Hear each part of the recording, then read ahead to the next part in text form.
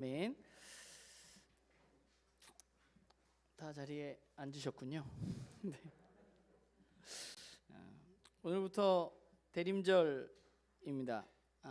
원래 이 대림절은 여러 가지 이름으로 불렸던 것 같아요. 강림절이라고도 하고 대강절이라고도 하고 대림절이라고도 하는데, 올해부터는 교단에서도 대림절이라는 용어를 우리 같이 쓰자는 그런 이야기를 하고 있는 것 같습니다.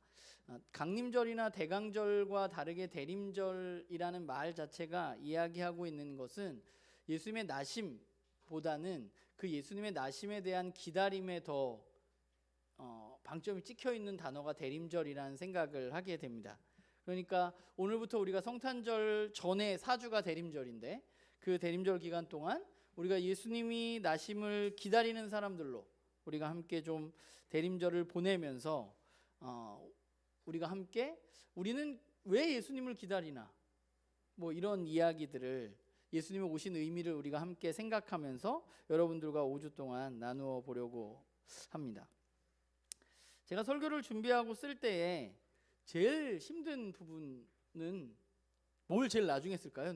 제가 설교를 쓸 때, 제가 설교를 이렇게 막 쓸 때 제일 마지막에 쓰는 부분은, 이게 여러분들 주보에 이렇게 쭉 1번, 2번 쭉 나오잖아요.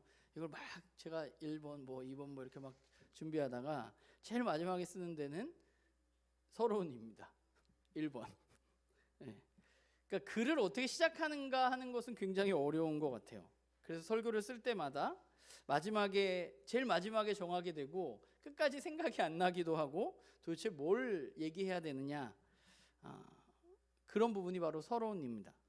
열심히 생각하고 생각해도 잘 안 되고, 뭐 그건 저의 부족함일 수도 있지만, 어쨌건 서론이라는 것은 이야기를 시작하는 것에 있어서 앞으로 할 이야기에 대해서 이 이야기는 이런 거야 라는 이야기를 해줄 수 있는 이야기 때문에 굉장히 중요한데, 중요한 만큼 또 어렵기도 한 것이 서론인 것 같아요. 저에게도 어려워요. 그래서 목사님들 가운데 그 어설픈 서론을 쓰려면 서론을 쓰지 말아라, 뭐 이렇게 얘기하시는 목사님들도 있습니다.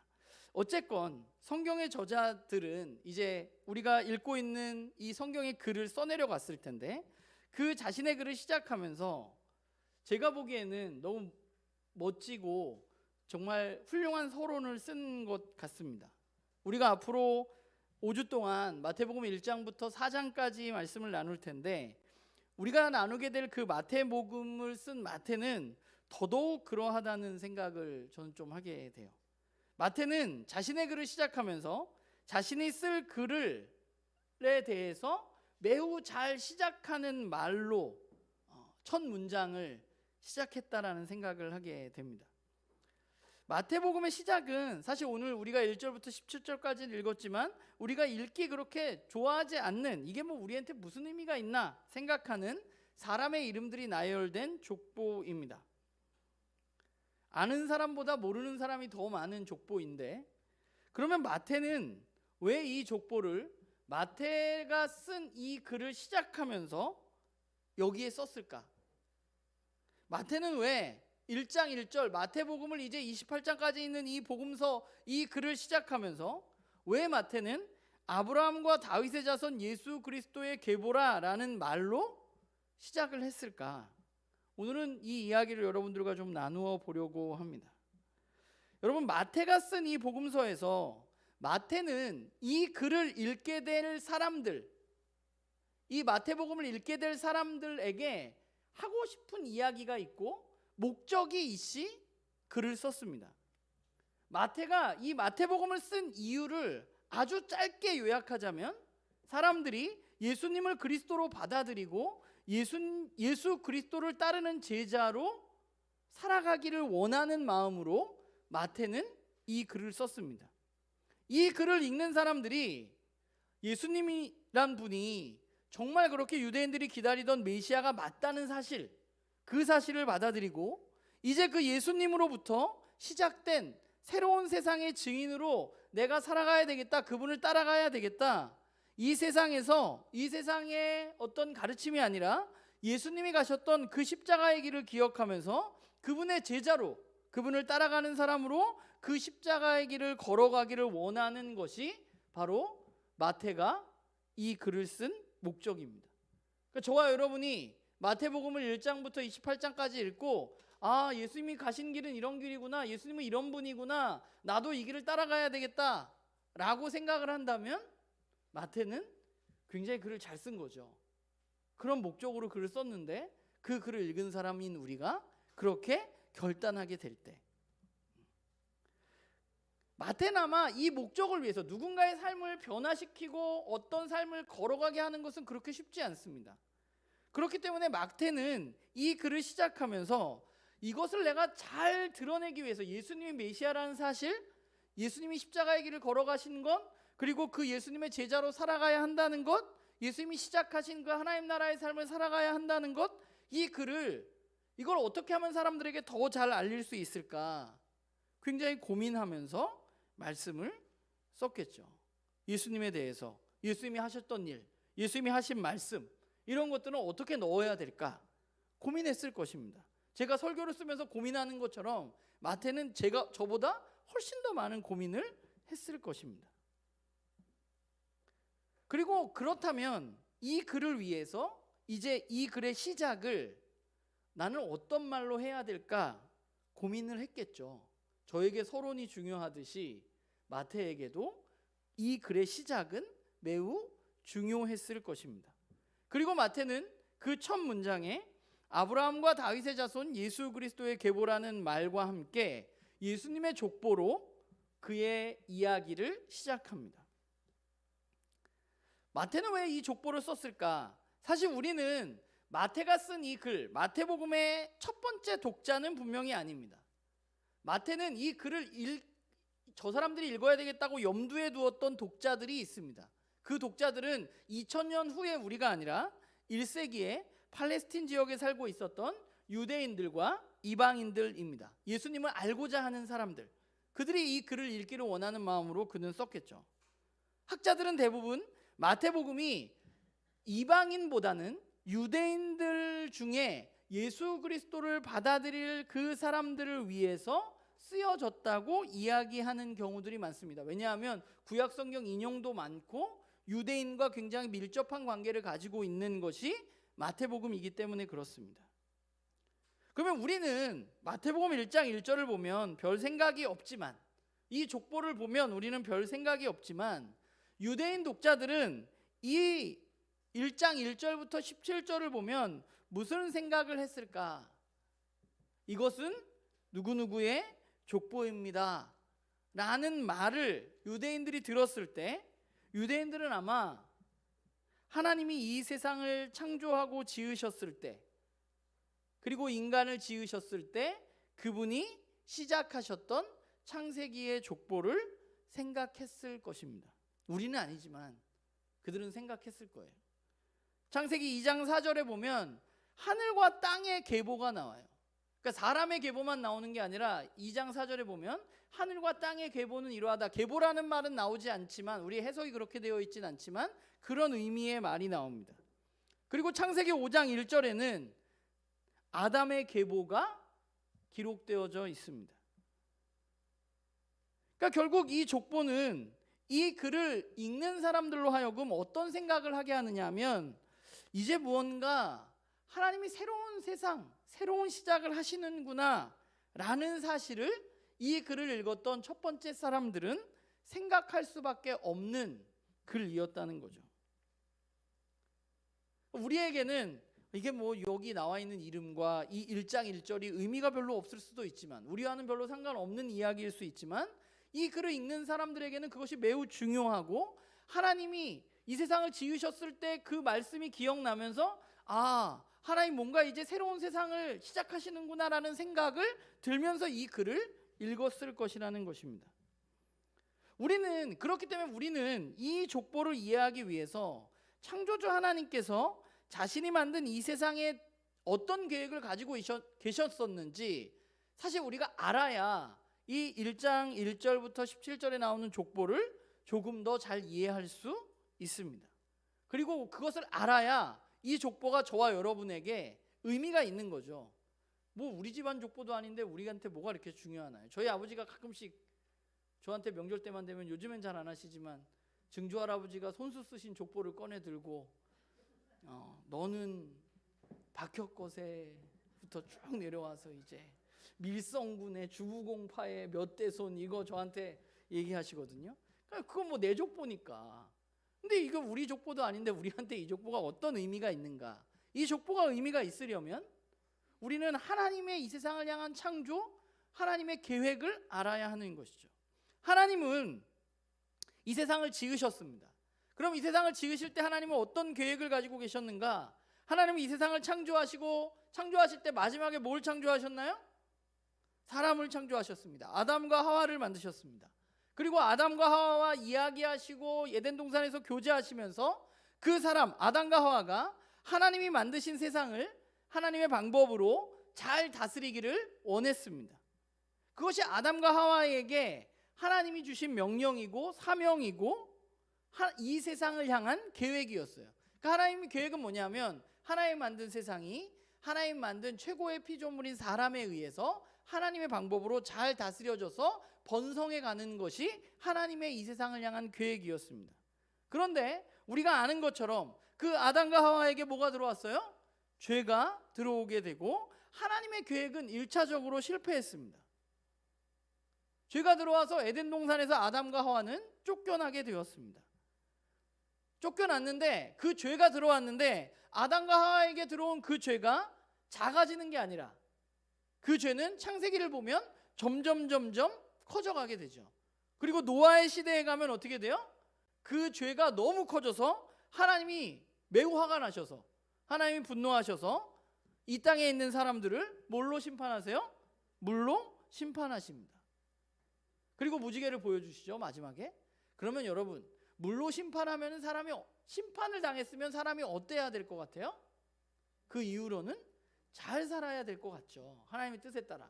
그런데 노아의 홍수 뒤에 사람들은 어땠나요? 그들은 잘 살았나? 아닙니다. 우리가 창세기 10장과 11장을 보면 사람들은 뭘 져요? 함께 모여서 바벨탑을 짓게 됩니다. 바벨탑을 짓는 이유는 뭐예요? 하나님과 같아지고 싶어서, 하나님처럼 높아지고 싶어서 사람들은 성을 쌓게 됩니다. 그러니까 죄라는 것이 하나님이 심판을 했지만 심판을 했으면 끝났어야 되는데 끝난 게 아니라 또다시 그 죄악들이 점점 커져서 또다시 하나님과 같아지려는 마음, 자기 이름을 떨치고 싶은 마음이 사람들 안에 들기 시작했다는 거예요.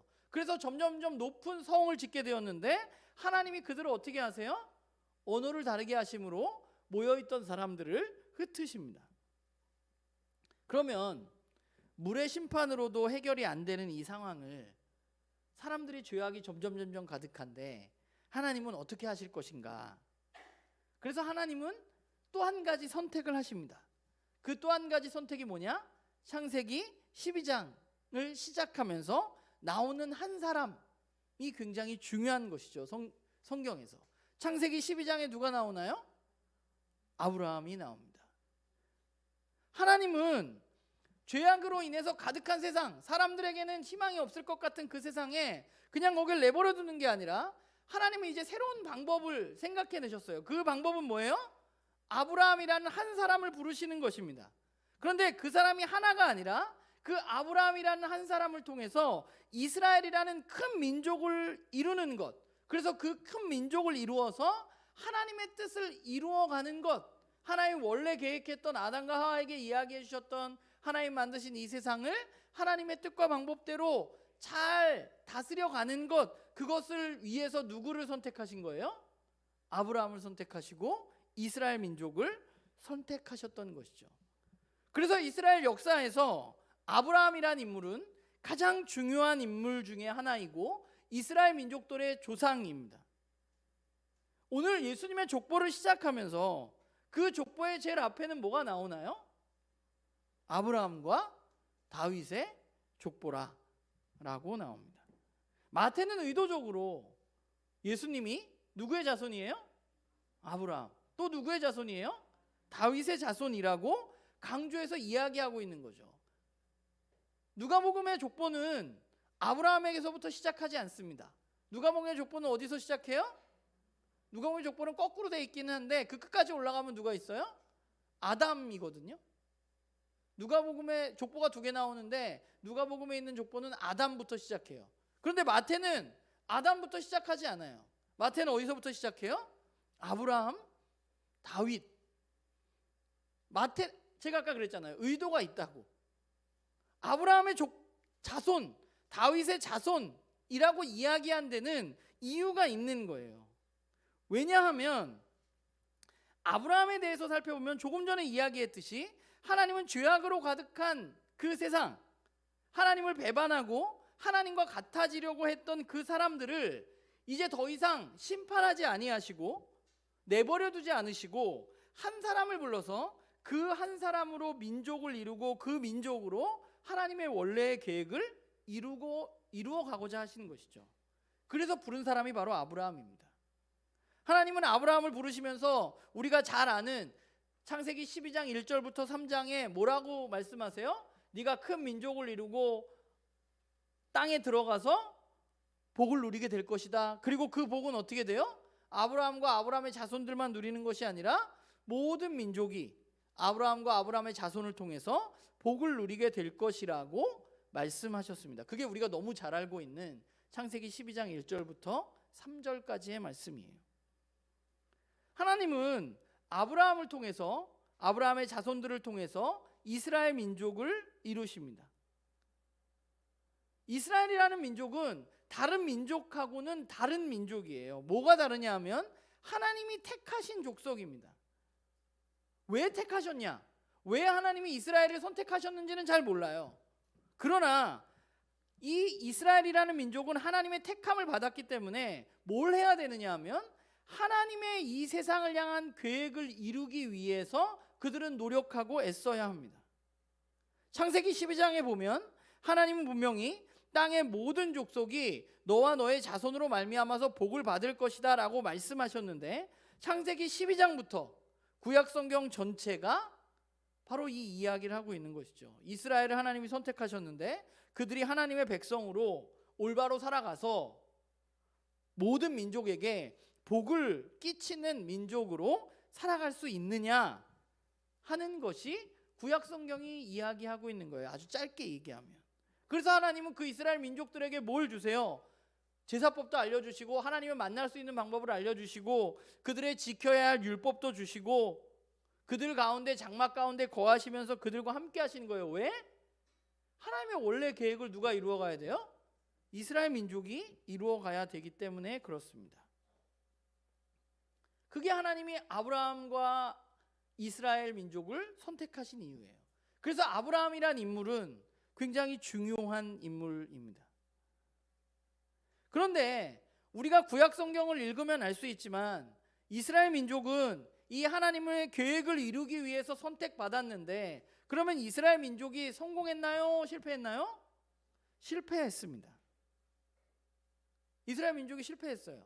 하나님의 계획이 세우셔서 한 민족을 선택하셨는데 그 이스라엘 민족은 실패했습니다. 하나님의 말씀대로 살지 않았고 하나님의 다스림을 제대로 받지도 않았습니다. 그러면 이제 하나님의 계획은 어떻게 된 건가요? 끝난 건가요? 하나님 뭔가 잘못한 건가요?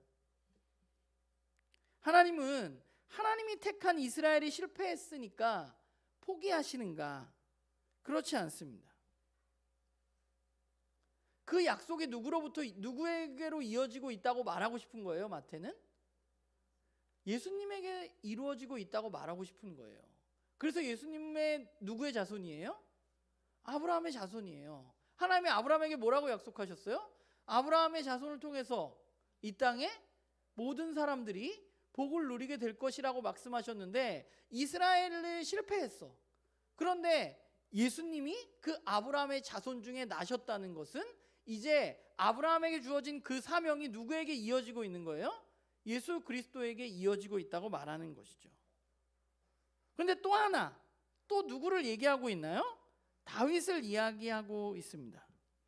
하나님은 이스라엘 민족 가운데 다윗 시대에, 다윗이 왕이던 시대에 사무엘하 7장에 보면 이스라엘 민족의 왕이었던 다윗과 한 가지 약속을 하셨습니다. 우리가 사무엘하를 읽은 지 얼마 안 됐기 때문에 여러분들이 다 기억할 것이라고 저는 믿어 의심치 않습니다. 하나님이 다윗과 무슨 약속을 하셨어요?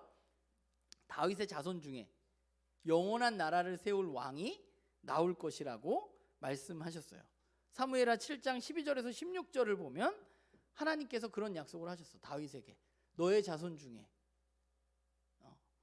영원히 멸망하지 않는 그런 영원히 견고한 나라가 세워질 것이다 라고 말씀하셨습니다. 이스라엘 사람들은 이 약속을 자신들이 멸망하지 않을 것이라는 약속으로 받아들였습니다. 그런데 이스라엘은 어떻게 됐어요? 죄악으로 말미암아서 바벨론에게 멸망한 이후에 그들은 그럼 이 약속을 다시금 생각하게 되는 것이죠. 우리가 망했는데 그럼 이스라엘 자손 중에 하나님이 약속하신 그 왕은 없는 건가? 이제 우리 나라가 없어졌으니까 영원한 나라를 세울 그 다윗의 자손은 우리에게서 사라진 건가? 구약의 예언자들은 이사야를 비롯해서 에스겔, 미가, 스가랴, 예레미야 등 많은 예언자들이 이야기했던 것이 뭐예요? 그 다윗의 자손 중에 영원한 나라를 세울 그 왕이 올 것이라는 것이죠. 그가 누구예요? 메시아입니다. 그게 이스라엘 사람들이 포로기를 겪으면서 가지고 있었던 소망이에요. 우리가 지난주까지 어디 말씀을 읽었어요? 다니엘 말씀을 읽었습니다. 다니엘에도 그 소망이 있는 거죠. 다니엘, 구름 타고 오시는 인자 같은 이 누구예요? 예수님입니다. 예수님이 오셔서 뭘 하세요? 거기 다니엘서 7장에 영원히 견고한 나라를 세우세요. 영원히 멸망하지 않는 나라. 이스라엘 사람들의 마음에 포로기를 겪으면서 그들의 마음에 가지고 있었던 생각, 하나님이 약속을 하셨는데 이스라엘 다윗의 자손 가운데 영원한 나라를 세울 왕이 태어난다고 했는데 그 왕은 도대체 언제 오는 건가? 이스라엘 사람들은 간절히 기다리고 있었던 것이죠. 우리가 다니엘서를 읽었지만 바벨론 포로기가 끝난 다음에 이스라엘이 해방이 되었느냐? 그렇지 않잖아요. 바벨론 포로기가 끝나고 페르시아가 오고 헬라 제국이 오고 헬라 제국이 나눠져서 4개가 됐는데 그 중에 우리가 나누었던 안티오쿠스 에피파네스 4세에 의해서 엄청나게 고난을 받고 괜찮아질 것 같았는데 잠깐 독립을 하거든요. 그 사이에 잠깐 독립을 했다가 어떻게 돼요? 로마에게 지배를 받고 있는 거죠. 그게 지금 예수님이 오실 때입니다. 그러니까 이스라엘 민족들이 어땠겠어요? 그 왕이 도대체 언제 오는 건가? 기다리고 있었다는 것이죠. 이런 상황에서 마태는 이야기하고 있는 거예요. 예수님이 바로 그 왕이야. 다윗의 자손 예수 메시아의 계보가 이래 라고 말하고 있는 것입니다. 마태가 보기에 예수님이 바로 이스라엘 민족들이 그토록 기다리던 포로기를 지나고 그 어려움과 힘듦을 견뎌내면서 그들이 기다리고 있었던 자신들을 구원해 줄 영원한 나라를 세울 그 메시아가 바로 예수님이라고 마태는 이야기하고 있는 것이죠.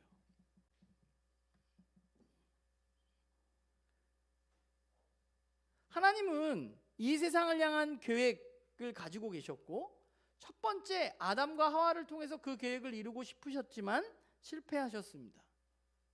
그리고 하나님은 아브라함을 통해서 선택받은 이스라엘 민족을 통해서 그 일을 가나안 땅, 약속된 땅에서 이루고 싶었지만 그곳에서도 사실 이스라엘 민족은 실패했습니다. 이제 마태는 실패가 아니라 예수님에 의해서 하나님의 계획이 이렇게 이루어진다고 말하고 있는 것이죠. 그래서 여러분이 우리가 마태복음을 이번에 다 나눌 게 아닌데 제가 매일 성경을 내년 거를 쭉 살펴보니까 내년 1월부터 마태복음이 있거든요. 여러분들 마태복음을 읽을 때 제가 언젠가 얘기하긴 하겠지만 마태복음에 나온 예수님을 잘 살펴보면 예수님이 가셨던 길은 어딘가 하면 이스라엘 민족들이 갔던 길을 예수님이 계속 가세요. 애굽에도 갔다 오고요. 누가복음에 없잖아. 다른 복음서에는 없잖아요. 애굽에도 갔다 오고요. 광야에 들어가서 시험도 받으시고요. 그게 뭐예요? 이스라엘이 갔던 길을 예수님이 가시는 거예요. 왜냐하면 마태가 생각했을 때 유대인들이 예수님은 이스라엘이 걸어갔던 길, 우리는 실패했는데 예수님은 성공했다고 말하고 싶기 때문이에요. 그러니까 예수님은 이스라엘 역사의 어떤 요약이시고 그분의 승리로 인해서 이제 이 세상 가운데 하나님이 원하셨던 세상이 시작되고 있는 것이죠. 그러니까 마태는 오늘 1장 1절에서 이 글을 시작하면서 아브라함과 다윗의 자손 예수 그리스도의 계보라는 말을 이제 꺼냄으로 말미암아서 너희들이 그토록 기다리던 하나님의 계획을 이룰 아브라함의 자손이 여기 있다. 하나님이 약속하셔서 우리가 그토록 기다린 다윗의 자손이 여기 있다라고 시작하고 있는 것이죠. 왜냐하면 그 메시아가 진짜로 이 땅 가운데 영원한 나라, 하나님 나라를 시작할 것이기 때문에 그렇습니다. 그러니까 1장 1절의 선포는 예수 그리스도를 통해서 시작된 어떤 새로운 세상의 시작을 알리는, 정말 서론으로 보자면, 제가 지난주에 유퀴즈 보니까 자소서 쓸 때 전 자소서를 안 써봐가지고 취업을 너무 쉽게 해서 자소서 쓸 때 제일 중요한 게 첫 문장에 나를 어떻게 담느냐. 그런데 마태의 첫 문장은 제가 봤을 때는 자기가 하고 싶은 얘기를 한 줄에 아주 요약을 잘 해서 시작한 첫 문장이라는 생각을 하게 됩니다. 누가 아브라함에게 주어졌던 모든 민족을 위한 사명을 완수할 것인가? 예수 그리스도. 누가 진짜 이스라엘인가? 예수 그리스도. 마태는 이 족보를 통해서 이야기하고 있는 것이죠. 제가 어제 여러분들 오늘 1장 1절부터 17절까지 읽어오라고 했는데 읽어오시고 또 오늘 우리가 함께 읽었잖아요. 이 족보에 매우 특이한 점이 있는데, 이건 뭐 아시는 분들도 아시겠지만 이 족보에는 매우 이례적으로 여자의 이름이 4명, 뭐 마리아까지 하면 5명이지만 4명이 들어가 있습니다. 사실 이거는 당시의 족보로는 매우 특이한 경우입니다. 우리나라 족보에도 여자 이름은 안 들어가죠? 예, 제가 알기로는 안 들어갑니다. 그래서 비석 세울 때도 여자 이름은 항상 뒤에 들어가거나 안 들어가거나 뭐 이러는데, 어쨌건 여자 이름이 여기 들어갔다는 것은 매우 특이한 것입니다. 그러니까 마태가 의도적으로 넣어놓은 거예요. 그러니까 의도적으로 넣어놨으면 의도적으로 넣은 이유가 있을 거잖아요. 근데 이 4명의 여자는 누구예요? 다말, 라합, 룻, 그 다음에 한 명은 누구예요? 우리아의 아내. 우리아의 아내가 누군가요? 밧세바입니다. 그럼 왜 이 여자의 이름들이 족보에 들어갔을까? 이 4명의 여자의 공통점이 있습니다. 이 4명의 여자의 공통점은, 첫 번째는 4명 모두 이스라엘 사람이 아닙니다. 모두 이방인이에요. 다말은 아람 사람이고요, 라합은 가나안 사람이고, 룻은 모압 출신이고, 밧세바의 경우 헷사람 우리아의 아내라고 기록되어져 있는 것으로 보아서 헷 족속일 것입니다. 그러니까 첫 번째 특징은 뭐예요? 이 사람들은 모두 이방인이라는 거예요. 그러면 유대인 이스라엘의 족보, 아브라함의 자손의 족보에 왜 이방인들, 특별히 여자들의 이름이 들어갔는가? 이 예수님의 이제 마태가 이야기하고 있는 이 새로운 세상에 대한 이야기는 유대인들에게만, 이스라엘 민족에게만 국한되어져 있는 것이 아니라, 이제 예수님의 이 나라에 대한 이야기, 이 사명에 대한 이야기는 모든 사람들에게, 이방 사람들에게도 열려 있는 것이라는 이야기를 마태는 하고 싶었던 것이죠. 이제 새롭게 시작될 이 사명은 하나님이 이스라엘을 선택했는데 이스라엘 너희들뿐만 아니라 이제 예수 그리스도로부터 새롭게 시작될 사람들에 의해서 세워질 것이라고 마태는 이야기하고 있는 것입니다. 그리고 또 하나, 이 4명의 여자의 공통점이 있는데, 이 4명의 여자가 모두 정상적인 결혼 관계를 갖지 못했습니다. 다말의 경우는 누구랑 잤어요? 이런 얘기를 하면 다들 누구랑, 다말은 시아버지랑 잤죠. 이게 성경에 말이 되나? 근친상간. 예수님은 그 자손. 그렇죠? 라합 어떤 사람인가요? 몸 팔던 사람입니다. 기생입니다. 룻 어떻게 됐어요? 남편? 죽었습니다. 그래서 누구랑 결혼했죠? 보아스랑 결혼했죠. 조교원입니다. 밧세바? 우리가 잘 아는 것처럼 어떻게 됐어요? 강간당했죠. 다윗에 의해서. 그러니까 모두 정상적인 어떤 부부관계를 가지고 있었던 사람들이 아니에요. 왜 이 사람들의 이야기가 들어가는 것일까? 저는 거기에는 이제 시작되는, 하나님 예수 그리스도에 의해서 시작되는 이 새로운 나라는 어떤 완전한, 꽤 괜찮은 정상적인 사람들에 의해서만 이루어지는 것이 아니라는 이야기를 마태는 하고 싶었던 것 같아요. 죄인들을 위한, 뭔가 부족한 사람들을 위한, 억울한 사람들을 위한 그리스도가 되심을 우리에게 말해주고 있는 것 같아요.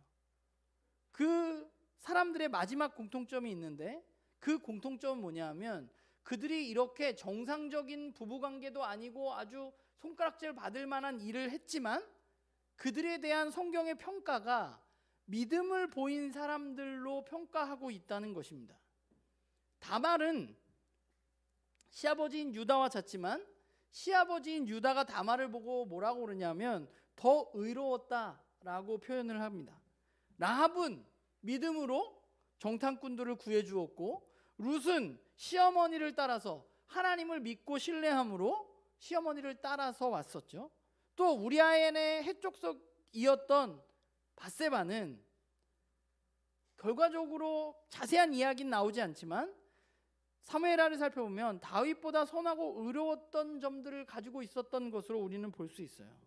그러니까 이 여자들을 통해서 보여주는 이러한 사실들이 저와 여러분, 이 족보와 별로 상관없는 저와 여러분의 이 족보와 연결할 수 있는 어떤 중요한 매개점이 되는 것이 저는 이 여자들이라고 생각을 해요. 마태가 이야기하는 이제 예수님을 통해서 새롭게 시작된 그 세상은 특정 민족에게 국한된 것이 아니라 모든 이들에게 열려 있다는 것, 하나님이 아브라함에게 이야기하듯이 이제 예수님을 통해서 시작된 이 복은 모든 민족에게 열려 있다는 것, 그리고 그 새로운 세상은 꽤 괜찮은 삶을 살아가고 있는 사람들만의 세상이 아니라 남들이 보기에 손가락질 받을 수 있는 죄인된 삶을 살아가는 이들에게도 예수 그리스도를 믿고 의지하고 따라간다면 그들도 그 세상의 사람으로 살아갈 수 있다는 것. 그래서 그 세상에서 새롭게 시작된 그 세상에서 요구되어지는 것은 바로 가장 중요한 게 바로 믿음인 것이죠. 하나님에 대한 믿음, 하나님의 신실하심에 대한 믿음, 그분이 유일하신 하나님이시라는 믿음, 하나님이 메시아를 통해서 예수님을 통해서 새로운 세상을 열어주셨다는 믿음, 그 믿음을 가진 사람들이 그 믿음을 통해서 예수 그리스도에 의해서 새롭게 시작된 세상에서 살아갈 수 있는 것입니다. 이제 예수님을 통해서 하나님의 약속이 성취된 이야기를 마태는 마태복음에서 해나갈 겁니다.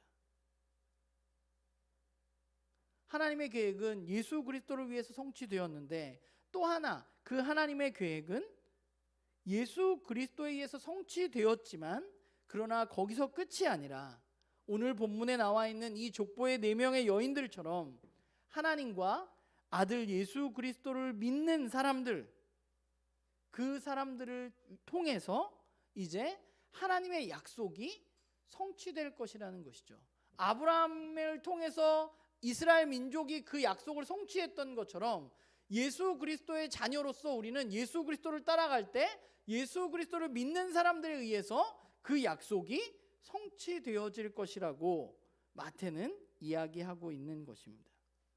이스라엘의 원래 존재 목적은 이 땅에 하나님의 계획을 이루어가는 것입니다. 하나님 다스리는 나라를 세우는 것입니다. 그들은 하나님 나라를 세워서 하나님의 다스림을 받아서 하나님이 주시는 축복을 누려서 모든 민족에게 복을 누릴 수 있도록 살아가는 것이 이스라엘에게 주어진 명령이었습니다. 그런데 그들은 실패했고 이제 아브라함의 자손이고 다윗의 자손인 그 예수 그리스도에 의해서 그 일이 다시 시작될 텐데 이제 그 일은 누구에 의해서 이루어질 것이냐? 바로 예수 그리스도를 자신의 삶의 구원자로 주인으로 받아들인 사람들, 그분을 메시아로 믿는 사람들, 그 사람들에 의해서 하나님의 계획이 이루어져 갈 것이라는 것이죠.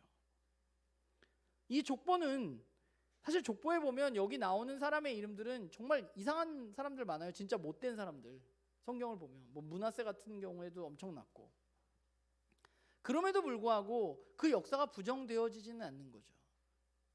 이 족보에 의해서 예수님 태어나셨고 그 일을 시작하시는 것입니다. 이 족보는 우리에게 하나님이 얼마나 신실하신 분이고 하나님이 하신 약속을 지키시는 분인지 우리에게 보여주고 계신 것입니다. 이제 그 약속은 이미 성취된 부분이 있지만 그러나 완성되어지지는 않은 것 같아요. 저와 여러분이 정말 이 예수 그리스도를 하나님의 계획을 새롭게 이루어갈 정말 새로운 세상의 시작으로 우리가 믿는다면 오늘 이 족보는 오늘 21세기를 살아가는 저와 여러분은 물론 모든 민족들, 모든 사람들에게 의미 없는 족보가 아니라 매우 의미 있는 족보가 되는 것이죠. 바라기는 이 예수님의 오심을 기다리는 이 대림절을 시작하는 오늘 우리는 예수님이 이 땅 가운데 그 약속을 이루기 위해서 오셨다는 것, 그 약속은 나와 무관한 것이 아니라 내가 그분을 믿고 따름으로 말미암아서 이제 나도 하나님의 이 세상을 향한 놀라운 계획의 귀한 자녀로 그 일을 감당하게 된다는 사실을 우리가 기억하면서 주님이 오시는 그 성탄절까지 그 예수님을 우리가 기다리고 기대하고 나의 삶을 돌아보고 나는 정말 그 계획 가운데 있는가 생각해보는 그런 우리 나눔교회 식구들이 되기를 주님의 이름으로 부탁을 드립니다. 기도하겠습니다.